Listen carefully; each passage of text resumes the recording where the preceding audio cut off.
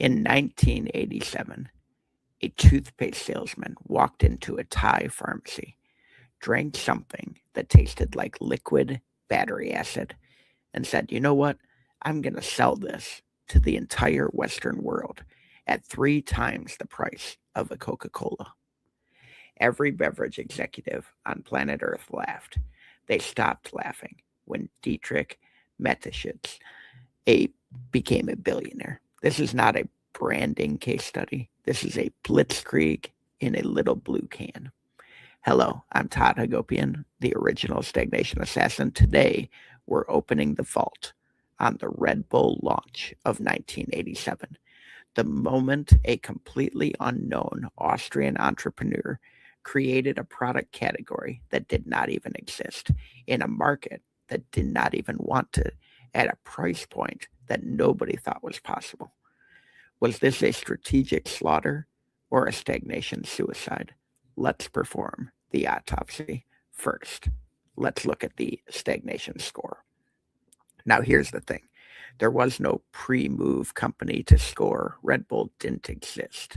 The beverage industry, however, I'm giving it a stagnation score of 9 out of 10. This was an industry infected with corporate cancer at a terminal level.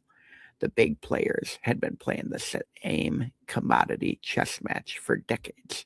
Same sugar water, same distribution wars, same celebrity endorsements.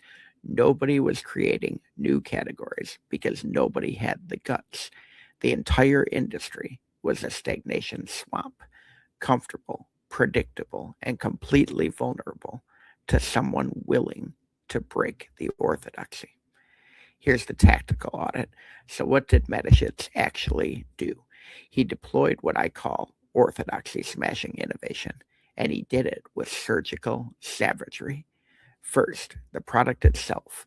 He took Krating Dang, a Thai energy tonic used by truck drivers, and he reformulated it for the Western palate. But here's the genius. He didn't try and make it taste good. He tried to make it taste different. That was deliberate. That was a weapon. When something tastes unfamiliar, your brain assigns it power, and he weaponized weird. The second was the pricing. Every consultant told him it had to be below the big guys. Mateschitz did the exact opposite. Premium price, puny little can. He charged more for less liquid. This is the 80-20 matrix of profitability in its purest form. He identified that the vital few, young, adventurous, status-conscious consumers would pay a premium specifically because it was expensive. The price wasn't a barrier. The price was the brand. Third, the distribution. He didn't go get grocery stores. He went to the nightclubs, college campuses, extreme sporting events, guerrilla distribution. He didn't ask or pay for shelf space. He created his own battlefield. This is the Karelin method, 600% force applied where your competitors aren't even looking. While the big guys were fighting for the same end cap at the same supermarket, bidding against each other, Mateschitz was handing out free cans to college kids at 2 in the morning. Fourth, the marketing. No traditional ads, no celebrity spokespeople. Instead, base jumpers, cliff divers, Formula One teams, a man falling from the edge of space. He didn't advertise the drink, he advertised the feeling. He sold identity, not ingredients. That was grandiose goal setting, executed at the highest level. He didn't want to sell a beverage, he wanted to own an emotion. Even in a master class, let's talk about the hindsight homicide, because even in a master class, there's always a vulnerability.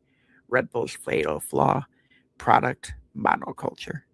For over 2 decades, they essentially had one product, one size, and one flavor, and the 80-20 in us loves that. But when Monster Energy came in with variety, bigger cans, lower prices, they carved out massive market share.